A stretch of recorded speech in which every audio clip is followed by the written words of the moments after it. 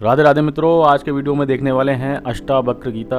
ई book है ये पूरी, आप इसको डाउनलोड भी कर सकते हैं। डिस्क्रिप्शन बॉक्स में इसका लिंक मिलेगा। तो जो अष्टावक्र गीता है इसमें आपको 21 अध्याय देखने में मिलते हैं, जिनको यहाँ पे प्रकरण बोला गया है। जैसे कि पहला प्रकरण यहाँ पे पृष्ठ नंबर 1 पे है, दूसरा प्रकरण है 5 नंबर पेज पे, तीसरा प्रकरण है 10 नंबर पेज पे।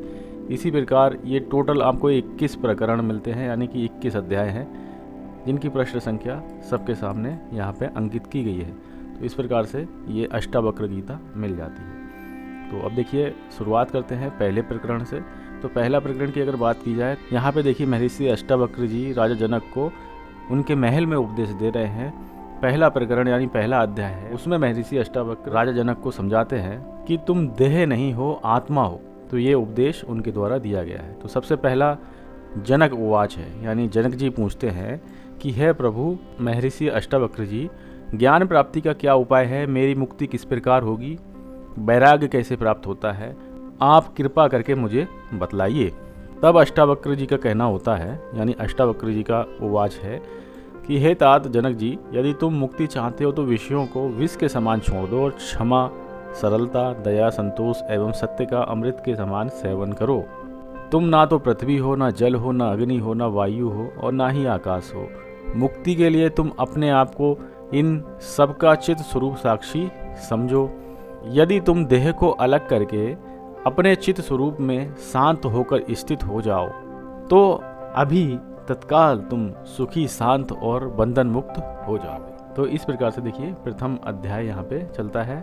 प्रथम अध्याय में अगर श्लोकों की संख्या यहाँ पे देखें तो प्रथम अध्याय में आपको मिलते हैं 20 श्लोक। जो अंत वाला श्लोक है यहाँ पे प्रथम अध्याय में, उसमें वर्णन मिलता है कि जैसे एक सर्वगत आकाश ही घड़े के भीतर है, बाहर भी स्थित है, वैसे ही देश काल वस्तु के परिच्छेद में रहित सजातीय विजातीय स्वगत भेद शून्य नित्य निरंतर ब्रह्म ही समस्त दृश्य पदार्थों के बाहर और भीतर स्थित है। तो यहाँ तक हुआ पहला अध्याय। दूसरे अध्याय में बात होती है दृश्यमान प्रपंच और आत्मसत्ता। दूसरे अध्याय में वर्णन मिलता है कि आश्चर्य है कि मैं तो शुद्ध शांत ज्ञान स्वरूप एवं प्रकृति से परे हूँ, किंतु इतने समय तक अज्ञान ने ही मुझे भ्रमित कर रखा था। जैसे मैं अकेले ही इस शरीर को प्रकाशित करता हूँ, वैसे ही संपूर्ण जगत को भी प्रकाशित करता हूँ। एकमात्र मैं प्रकाशक हूँ, इसलिए संपूर्ण जगत मेरा अथवा कुछ भी मेरा नहीं है। बड़े आश्चर्य की बात है कि मैं शरीर और संपूर्ण दृश्य जगत का परित्याग करके किसी अनिर्वचनीय कौशल से वर्तमान क्षण में ही परमात्मा का दर्शन कर रहा हूँ। जैसे तरंग, फेन और बुद्धे जल से भिन्न नहीं है, वैसे ही ये दृश्यमान प्रपंच भी आत्मसत्ता से पृथक नहीं है, क्योंकि ये अपना ही बनाया हुआ है। जैसे विचार करने पर वस्त्र तंतु मात्र ही है, वैसे ही विचार करने पर यह संपूर्ण विश्व आत्मसत्ता जैसे सकरा गन्ने के रस से बनी है और उससे व्याप्त ही है, वैसे ही संपूर्ण जगत विश्व मुझसे बना है और मुझसे ही व्याप्त है। अपने आप को न जानने से ही जगत की सत्यता की प्रतीति होती है, अपने आप को जान लेने पर नहीं होती। रस्सी को न जानने से सांप की प्रतीति होती है और जानने पर नहीं। तो इस प्रकार से देखिए काफ़ी गहरा ज्ञान है जो कि महर्षि अष्टावक्र और जनक जी के संवाद के रूप में मिलता है। और इस सेकंड वाले चैप्टर में आपको मिलते हैं 25 श्लोक। उसके बाद होता है तीसरा प्रकरण प्रारंभ, जिसमें मनुष्य की अज्ञानता की बात की गई है। यहाँ पे देखिए है तीसरा प्रकरण जिसमें मनुष्य की अज्ञानता की बात है, जिसमें महर्षि अष्टावक्र जी कहते हैं जनक जी से, तुमने अद्वितीय अविनाशी आत्मा को तत्वता यानी अभेद रूप से जान तो लिया है, तुम आत्मज्ञ हो, धीर हो, फिर धन कमाने में तुम्हारी प्रीति क्यों है? जैसे सीप को ना जानने से उसे चांदी समझकर चांदी का लोभ होता है, वैसे ही अपने स्वरूप को ना जानने से ही विषयों में उन्हें सच समझने के कारण प्रीति होती है। जिस अधिष्ठान चैतन्य में यह संपूर्ण विश्व सागर में तरंगों के समान स्फुरित हो रहा है, वह मैं ही हूँ, ऐसा जानकर भी तुम दीनहीन के समान क्यों दौड़ धूप कर रहे हो? मैं अत्यंत सुंदर शुद्ध चैतन्य हूँ, ऐसा गुरु एवं शास्त्र से श्रवण करके जो काम भोग में अत्यंत आसक्त है, उसे मलिनता की प्राप्ति होती है। ये बड़े आश्चर्य की बात है कि संपूर्ण दृश्य पदार्थों में अपने को और अपने में समस्त दृश्य पदार्थों को जानने वाले विवेकशील पुरुष के चित्त में भी ममता बनी रह जाती है। तो इस प्रकार से इस तीसरे अध्याय में आप देखेंगे तो 14 श्लोक यहाँ पे दिए गए हैं। उसके बाद देखेंगे चौथा प्रकरण यहाँ से प्रारंभ होता है। यहाँ पे देखिए चौथा प्रकरण आत्मज्ञानी की स्थिति, जिसमें अष्टवक्र जी कहते हैं कि ये संभव है कि स्थित प्रज्ञ आत्मज्ञानी पुरुष भी लीलापूर्वक भोग के खेल खेले, परंतु संसार का भार ढोने वाले मूढ़ों के साथ उसकी तुलना नहीं होती है। इंद्र आदि सारे देवता जिस पद की प्राप्ति के लिए अत्यंत दीन रहते हैं, बड़े आश्चर्य की बात है कि उसी पद पर स्थित होकर भी तत्वज्ञानी योगी को हर्ष रूप विकार नहीं प्राप्त होता है। यद्यपि धुएं से आकाश धूमिल सा मालूम पड़ता है, परंतु वास्तव में धुआं उसे स्पर्श नहीं करता। ऐसे ही तत्वज्ञ पुरुष का पुण्य पाप से यानी बाहरी संबंध दिखने पर भी भीतर किसी प्रकार का संस्पर्श नहीं होता। जिस महापुरुष ने इस तत्व का साक्षात्कार कर लिया है कि यह संपूर्ण जगत आत्मस्वरूप ही है, फिर यदि वह प्रारब्ध से स्वेच्छानुसार बर्ताव करे तो उसे भला कौन रोक सकता है। ब्रह्मा से तिनके तक 4 प्रकार के प्राणियों में एकमात्र तत्वज्ञ पुरुष की ये शक्ति है कि वह इच्छा और अनिच्छा दोनों का त्याग कर सके, क्योंकि जो विषयी जीव हैं वह इच्छा का त्याग नहीं कर सकते। निर्विकल्प समाधि की निष्ठा में तत्पर योगी अनिच्छा का परित्याग नहीं कर सकते। निष्काम स्वरूप से स्थित केवल तत्वज्ञ ही भावात्मक दोनों स्थितियों को प्रतीति मात्र जानता है, यही इच्छा अनिच्छा का परित्याग है। इस प्रकार इस चैप्टर में मिलते हैं मात्र 6 श्लोक और यहाँ पे चौथा ये प्रकरण यानी अध्याय ये होता है संपन्न। उसके बाद यहाँ से जो 5वां अध्याय होगा उसमें आपको वर्णन मिलेगा कि दृश्यमान जगत की असत्यता यानी जो संसार दिख रहा है वह किस प्रकार से असत्य है। तो देखिए, किसी भी वस्तु के साथ तुम्हारा तदात्म नहीं है, तुम स्वयं शुद्ध हो, फिर क्या छोड़ना चाहते हो।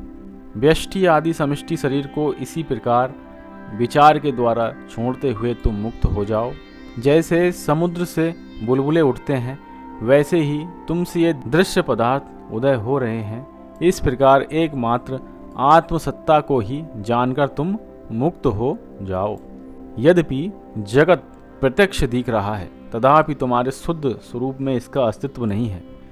ये तो भ्रम बस रज्जु में सर्प के समान दिखने वाला है। ऐसा निश्चय करके तुम मुक्त हो जाओ। तुम पूर्ण हो, तुम ये जानकर कि सुख दुख आशा निराशा और जीवन मृत्यु समान ही है, मुक्त हो जाओ। तो इस प्रकार से, और इसमें मात्र मिलते हैं 4 श्लोक। अध्याय होता है संपन्न 5वां, जो छठा अध्याय होगा जिसे छठा प्रकरण यहाँ पे कहते हैं। इसमें आपको जो महर्षि अष्टावक्र जी ने ज्ञान दिया है जनक जी के लिए, उसमें आत्मा और प्राकृतिक जगत की समानता का अनुभव इस विषय में चर्चा मिलती है। देखिए, मैं आकाश के समान अनंत हूँ और प्राकृतिक जगत घट के समान है, यही ज्ञान है। ऐसी अवस्था में ना तो इस जगत का त्याग है और ना ग्रहण है और ना तो लय ही है, यानी अनंत देश की दृष्टि से अल्प देश नहीं होता। मैं महासमुद्र के समान हूँ और ये प्रपंच तरंग के समान है, यही ज्ञान है। ऐसी अवस्था में ना तो इस प्रपंच का त्याग है, ना ग्रहण है और ना तो लय ही है। तो महर्षि अष्टावक्र जी बहुत गहरी बात बताते हैं। इंसान जैसा सोचता है वैसा ही बनता चला जाता है। अगर तुम खुद को बंधा हुआ मानोगे तो बंधे ही रहोगे, अगर तुम खुद को मुक्त मानोगे तो तुम मुक्त ही हो। केवल बंधन जो है तुम्हारी बुद्धि का भ्रम है। 7वां जो प्रकरण है यानी अध्याय, इसमें ज्ञानी की जगत से असंबंधता 1-2 देखिए आपको पढ़ के सुनाते हैं श्लोक के अर्थ। मुझ अनंत महासमुद्र में मन की वायु से प्रेरित होकर जगत रूप नौका इधर उधर घूमती रहती है, इससे मुझे कोई चिढ़ नहीं है। मुझ अनंत महासमुद्र में ये जगत की तरंग स्वभाव से ही उठे या ना उठे, ना तो इससे मेरी वृद्धि होती है और ना ही कोई क्षति। मुझ अनंत महासमुद्र में ये विश्व केवल कल्पना मात्र है। मैं अत्यंत शांत और नाम रूप से रहित हूँ, यही मेरी निष्ठा है। शरीर आदि में मैं आत्मा नहीं हूँ और ना तो मुझ अनंत शुद्धात्मा में शरीर आदि ही है। अतः मुझ में ना तो आसक्ति है ना स्पृहा, मैं परम शांत हूँ, यही मेरी निष्ठा है। कैसा आश्चर्य है कि मैं केवल चित स्वरूप हूँ और ये जगत इंद्रजाल के समान है। अब मुझे क्यों और किसमें त्याज्य और ग्रहण की कल्पना हो। तो इस प्रकार से 7वें प्रकरण में ये 5 श्लोक संवाद के रूप में मिलते हैं। उसके बाद यहाँ पे 8वां जो प्रकरण प्रारंभ होता है उसमें वर्णन मिलता है कि चित्त की आसक्ति अनासक्ति ही बंधन मोक्ष का कारण है। जब चित्त कुछ चाहता है, किसी के लिए शोक करता है और किसी वस्तु को छोड़ता पकड़ता है और किसी वस्तु से रुष्ट और तुष्ट होता है, तभी बंधन है। जब चित्त चाह से रहित, शोक से रहित, त्याग से रहित यानी ग्रहण, हर्ष और रोष से रहित होता है, तभी मुक्ति है। जब चित्त किन्हीं दृष्टियों से आसक्त है तब बंधन है। जब चित्त किसी भी दृष्टि में आसक्त नहीं है तब मोक्ष है। जब अहम भाव का बाध है तब मोक्ष है। जब कहीं भी अहम भाव है तब बंधन है। ऐसा जानकर अपेक्षा से ना तो किसी को पकड़ो और ना छोड़ो।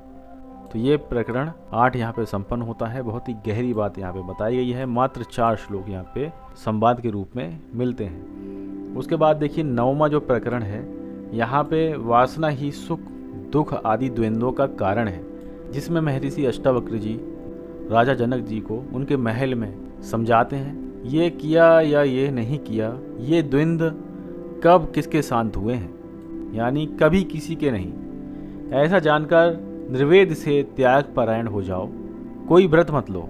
हे तात, कोई बिरला ही धन्य महापुरुष ऐसा होता है जिसकी लोगों के रंग ढंग देख कर जीने की, भोगने की और जानने की इच्छाएं शांत हो गई हैं। ये संपूर्ण जगत मानसिक, दैविक एवं भौतिक ताप से दूषित तथा अनित्य है। इसमें कुछ सार नहीं है, ये निंदित एवं त्याज्य है। ऐसा निश्चय करके वह ज्ञानी शांत हो जाता है। भला ऐसा कौन सा समय है अथवा कौन सी अवस्था है जब मनुष्य सर्दी गर्मी सुख दुख आदि के द्वंद्वों से आक्रांत नहीं रहता। इसलिए उनकी उपेक्षा करके जब जो जैसे मिले उसी से अपना काम चला लें, ऐसे पुरुष को ही सिद्धि मिलती है। ऐसा कौन विचारशील मनुष्य होगा जो महर्षि, साधु एवं योगियों के अनेकों मतांतर देख उनसे उदासीन होकर शांत न हो जाए। जो चैतन्य के स्वरूप का ज्ञान प्राप्त करके निर्वेद और समता की युक्ति से औरों को भी संसार सागर से तार देता है, वह क्या गुरु नहीं है। तुम पंचभूतों के विकारों को यानी देह, इंद्र आदियों को यथार्थ में पंचभूत मात्र ही देखो, तब तुम तत्क्षण ही बंधन मुक्त होकर अपने स्वरूप में स्थित हो जाओगे। वासना ही संसार है, इसलिए इन सब का परित्याग कर दो। वासना त्याग से ही संसार का त्याग होता है। अब शरीर, अंतःकरण और संसार की चाहे जैसी स्थिति हो, उससे कोई संबंध नहीं रहता। इस प्रकार ये 9वां प्रकरण यहाँ संपन्न होता है, जिसमें मिलते हैं 8 श्लोक। उसके बाद 10वें प्रकरण में तृष्णा ही बंधन है, इस विषय में संवाद मिलता है। अपने शत्रु काम, भोग और अनर्थ, संकुल, अर्थ तथा इन दोनों के कारण धर्म को भी छोड़कर सर्वत्र उपेक्षा का भाव रखो। मित्र, जमीन, धन, महल, स्त्रियां, उत्तराधिकार आदि संपत्तियां, ये सब स्वप्न और इंद्रजाल के समान 3 या 5 दिन की वस्तु हैं। ऐसा देखो और समझो। जहाँ जहाँ तृष्णा है वहीं वहीं संसार है, ऐसा जानो। प्रौढ़ वैराग्य का आश्रय लेकर तृष्णा को छोड़ दो और सुखी हो जाओ। केवल तृष्णा ही बंधन है और उसके नाश का ही नाम मोक्ष है। संसार में अनासक्त होते ही बार बार कृत्यता और आनंद की उपलब्धि होने लगती है। तुम एक एवं शुद्ध चेतन हो और ये विश्व जड़ तथा असत्य है। अविद्या भी कुछ नहीं है, फिर तुम किस वस्तु को जानने की इच्छा करते हो? राज्य, पुत्र, स्त्री, शरीर और सुख, इनमें तुम जन्म जन्म आसक्त रहे हो, परंतु तुम्हारे आसक्त रहने पर भी ये नष्ट हो गए। धन, भोग अथवा पुण्य कर्म, ये सब अब बहुत हो चुके हैं, बस करो।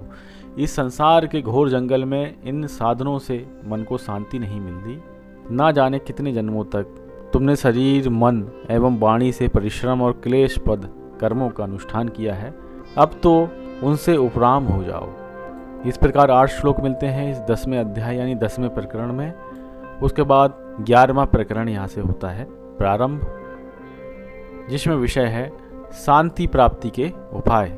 जिसमें पहला श्लोक है कि भाव से अभाव और अभाव से भाव रूप विकार स्वभाव से ही होते रहते हैं। जो ऐसा निश्चय कर लेता है वह विकार एवं क्लेश से रहित हो जाता है और उसे अनायास ही शांति प्राप्ति होती है। ईश्वर ही सबका निर्माता है, दूसरा कोई नहीं।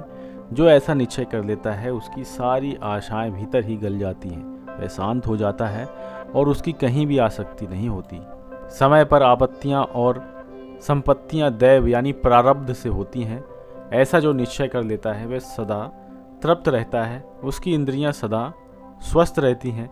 ना तो वह अप्राप्त की प्राप्ति की इच्छा करता है और ना तो नष्ट वस्तु के लिए शोक ही करता है। सुख दुख जन्म मृत्यु दैव से ही होते हैं। जो ऐसा निश्चय कर लेता है उसकी दृष्टि में साध्य कुछ नहीं रहता, उसे परिश्रम नहीं होता और कर्म करने पर भी वह लिप्त नहीं होता। इस संसार में चिंता से ही दुख होता है, अन्यथा नहीं। जिसने ऐसा निश्चय कर लिया वह चिंताहीन साधक सुखी एवं शांत हो जाता है, उसको कहीं भी स्पृहा नहीं होती। ना मैं देह हूँ ना देह मेरा है, मैं तो शुद्ध बोध स्वरूप हूँ। जिसको ऐसा निश्चय हो गया है उसे मानो कैवल्य की प्राप्ति हो गई। वह इस बात का स्मरण नहीं करता कि मैंने क्या किया और क्या नहीं किया। ब्रह्मा से लेकर तिनके तक सब मैं ही हूँ। ऐसा जिसका निश्चय है वह संकल्प विकल्प से रहित पवित्र एवं शांत हो जाता है। प्राप्ति अप्राप्ति दोनों में वह निश्चित रहता है। अनेक आश्चर्यों से परिपूर्ण ये संसार कुछ नहीं है। ऐसा जिसका निश्चय है उसकी सारी वासनाएं भस्म हो जाती हैं। वह स्फूर्ति मात्र बचता है और वह मानो कुछ नहीं है, यानी निर्वाण ही निर्वाण है। इस प्रकार शांत हो जाता है। यहाँ पे संपन्न होता है 11वां अध्याय यानी 11वां प्रकरण, जिसमें मिलते हैं 8 श्लोक। उसके बाद जो 12वां प्रकरण है उसमें विषय है आत्मस्वरूप में स्थित पुरुष की स्थिति। तो मित्रों इस प्रकार से देखेंगे तो बहुत सुंदर ये संवाद स्वरूप ग्रंथ हमें प्राप्त होता है। अगर इसको हम पढ़ेंगे तो काफ़ी लंबा वीडियो बन जाएगा।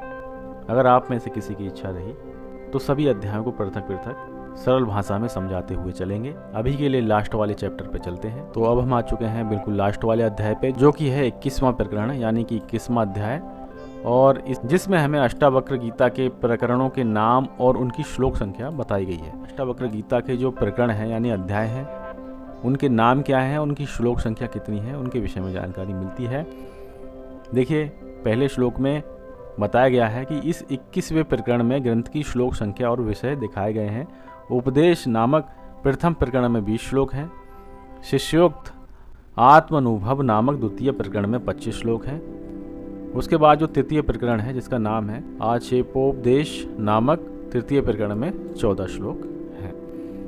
इसी प्रकार चतुर्थ प्रकरण में 6 श्लोक, 5वें में 4, छठे में 4 और 7वें प्रकरण में 5 श्लोक, 8वें में 4 श्लोक, और इन सब के नाम भी देखिए सामने लिखे गए हैं। तो इस प्रकार से जो अंतिम वाला अध्याय है इसमें श्लोक संख्या और उस चैप्टर का क्या नाम है वह यहाँ पे दिया गया है। और बिल्कुल जो लास्ट वाला जो श्लोक है इसमें बताया गया है कि इस संपूर्ण ग्रंथ में 21 प्रकरण हैं, यानी कि टोटल 21 चैप्टर्स हैं, जिसमें 303 श्लोक हैं। इस प्रकार अवधूत का अनुभव रूप जो अष्टावक्र गीता है उसके श्लोकों की संख्या का क्रम बताया गया है। और यहाँ पे देखिए अष्टावक्र गीता होती है संपूर्ण। इसको आप डाउनलोड कर सकते हैं, डिस्क्रिप्शन बॉक्स में इसका लिंक है, वहाँ पे जाइएगा और डाउनलोड कर लीजिएगा। अगर PDF में पासवर्ड होता है पड़ा हुआ तो स्मॉल में आपको चैनल का नाम लिख देना है। ध्यान रहे जो लेटर्स रहेंगे वह स्मॉल में रहने वाले हैं। स्मॉल में डालिएगा सनातन प्रेम पूजा, तो ये PDF आपके सामने खुल के ओपन हो जाएगा। आप अपने मोबाइल में, टैबलेट में, लैपटॉप में कहीं भी इसको पढ़ सकते हैं। तो मित्रों मिलते हैं और किसी ज्ञानवर्धक वीडियो के साथ में। ख्याल रखिएगा अपना। एक बार प्रेम से बोलेंगे ओम नमो भगवते वासुदेवाय।